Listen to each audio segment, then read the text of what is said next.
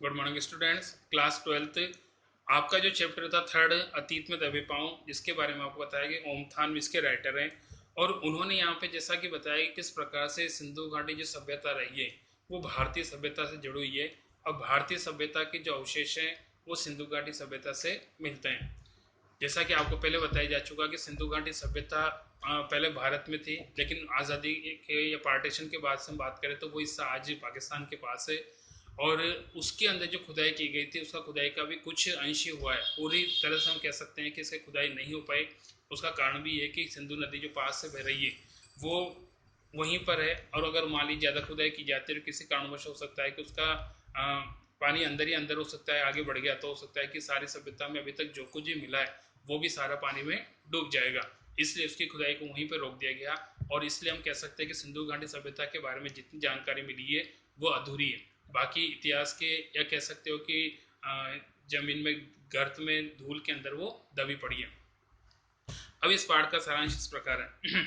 लेखक कहता है कि हड़प्पा और मोहनजोदड़ो दोनों स्थान कब अभी तक दुनिया के सबसे पुराने नियोजित शहर माने जाते हैं। मोहनजोदड़ो ताम्रकाल के शहरों में सबसे बड़ा था।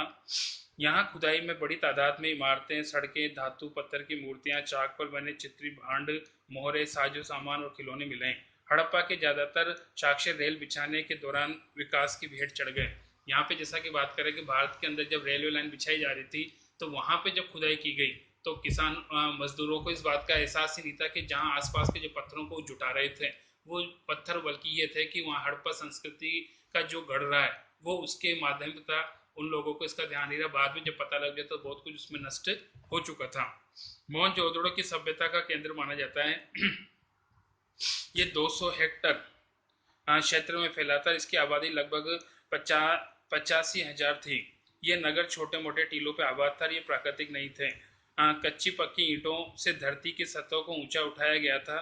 इस शहर की सड़कें और गलियों में अब तक भी घूमा जा सकता है। हम ये कह सकते हैं कि आज भी इस खुदाई के बावजूद इसका आधार इस प्रकार से कि इन सड़कों पर घूमा फिरा जा सकता है। यहाँ का सामान अजायबघर की शोभा बढ़ा रहा है, परंतु शहर वही है। इस शहर की गलियां, मकान, चबूतरे, खिड़की, रसोई, सड़कें और सुंदर नगर नियोजन की कहानी कहते हैं। जैसा कि हमको पता है कि यहाँ के अधिकांश जो भी खुदाई मिले उनकी अधिकांश चीज़ें या तो यहाँ पर है या हो सकता है कि ब्रिटिश काल के दौरान यहाँ से वापस इंग्लैंड ले जाए गए, वहाँ के म्यूजियम में उसको रखा गया। शहर के सबसे ऊंचे चबूतरे पर बौद्ध स्तूप है, परंतु मोहनजोदड़ो सभ्यता के जीर्ण शीर्ष टीले पर बना है। 1922 में राखलदास बनर्जी ने इस स्तूप की खोज की तो वहाँ इसे ईसा पूर्व के निशान मिले। तत्कालीन भारत पुरातत्व विभाग सर्वेक्षण के महानिदेशक जॉन मार्शल के निर्देश पर खुदाई का व्यापक अभियान आरंभ हुआ तथा भारत दुनिया के प्राचीन सभ्यता का दावेदार हो गया। लेखक सबसे पहले इसी स्तूप पर पहुंचा। इसे नागर भारत का सबसे पुराना लैंडस्केप कहा गया है। सर्दी के मौसम में भी धूप कड़ी थी। यहाँ की धूप चौंधियाती थी और राजस्थान की धूप पारदर्शी है। तस्वीर उतारते वक्त यदि कैमरे में जरूरी पुर्जे न घुमाएं तो तस्वीरों में उड़े हुए रंग प्रतीत आते हैं। स्तूप वाले हिस्से को गढ़ कहा जाता है। दुनिया भर के प्रसिद्ध इमारतों के खंडर चबूतरे के पश्चिम में। इसमें प्रशासनिक इमारतें, सभा भवन, ज्ञानशाला और कोठार हैं। केवल अनुष्ठानिक महाकुंड अपने मूल रूप में बचाए, शेष इमारतें उजड़ गई। काफी वर्षों या कह सकते हो काफी लंबा समय गुजर चुका है, इसलिए यहाँ पे देखने को लगता है कि आज कुछ अंश बचा है, बाकी अधिकांश अंश समाप्त हो चुका है। मोहनजोदड़ो का नगर नियोजन बेमिसाल है। अधिकांश सड़कें सीधी और आड़ी है। इसे वास्तुकार ग्रिड प्लान कहते हैं। आजकल सेक्टर मार्का कॉलोनियों में आड़ा तिरछा नियोजन मिलता है, परंतु वह रहन सहन को नीरस बनाता है।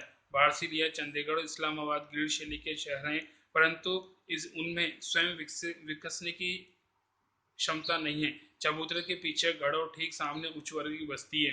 इनके पीछे 5 किलोमीटर दूर सिंधु बहती है। दक्षिण में टूटे फूटे घर कामगारों के हैं। लेखक प्रश्न करता है कि निम्न वर्ग का अस्तित्व था या नहीं। शायद उनके घर कमजोर रहे होंगे जो समय के अनुसार नष्ट हो गए। जैसा कि मैंने आपको पहले बताया कि जो वर्तमान में मिलता है वो नगर नियोजन उच्च वर्ग के द्वारा बनाया हुआ है, क्योंकि गरीब वर्ग के द्वारा जो कच्चे मकान बनाए गए थे वो नष्ट हो गए और आज उनका कोई अस्तित्व नहीं है। टीले के पास महाकुंड, इसका नाम देव मार्ग रखा गया, जो सामूहिक स्नान के काम आता था। ये 40 फीट लंबा मार्ग और 25 फीट चौड़ा और 7 फीट गहरा है। इसके उत्तर और दक्षिण में सीढ़ियां उतरती है। इसके चारों तरफ साधुओं के कक्ष तथा उत्तर में दो पात में 8 स्नानागार हैं। किसी का दरवाजा एक दूसरे के सामने नहीं खुलता। इस कुंड का निर्माण पक्की ईंटों से हुआ है। पानी के रिसाव रोकने और गंदे पानी के बचाव के लिए कुंड के तल और दीवारों पर चूने और चिरोड़ी के गारे का प्रयोग किया गया है। पानी के लिए एक तरफ कुआं है और कुंड में पानी को बाहर निकालने के लिए नालियां हैं। ये पक्की ईंटों से बनी हुई है और ईंटों को ढका गया है। यहाँ पे जैसा कि आप बताया कि जल संस्कृति और जल संस्कृति में पानी का विशेष महत्व होता है। जल निकासी का ऐसा सुव्यवस्थित बंदोबस्त इससे पहले इतिहास में नहीं मिलता। कुंड और इसके तरफ दूसरी तरफ विशाल कोठार हैं। शायद यहाँ कर के रूप में हासिल अनाज को जमा किया जाता था। यहाँ 9-9 चौकियों की तरह 3 कतारें हैं। उत्तर में एक गली में बैलगाड़ियों के प्रयोग के साक्ष्य मिले जो माल की ढुलाई करती थी। सिंधु घाटी के काल में व्यापार के साथ उन्नत खेती भी होती थी, अतः इसे खेतिहर और पशुपालक सभ्यता माना जाता है। पत्थर और तांबे के बहुत आयात थे और लोहा नहीं था। पत्थर सिंध से और तांबा राजस्थान से मिलता था। इसका उपकरण खेती बाड़ी के उपयोग में किए जाते हैं। कपास, गेहूं, जौ, सरसों, चना की उपज के सबूत थे। जो कपास यहाँ कपास, खेर, खजूर, अंगूर, खरबूजे, ज्वार, बाजरा और रागी की खेती होती थी। यहाँ से मिला सूती कपड़ा दुनिया का सबसे पुराने नमूनों में से एक है। दूसरा सूती कपड़ा 3000 ईसा पूर्व का है जो जॉर्डन में मिला है। मोहनजोदड़ो में रंगाई भी होती थी। ऊन और लीलन का बहुत आयात सुमेर से होता था। बाकी नेक्स्ट है।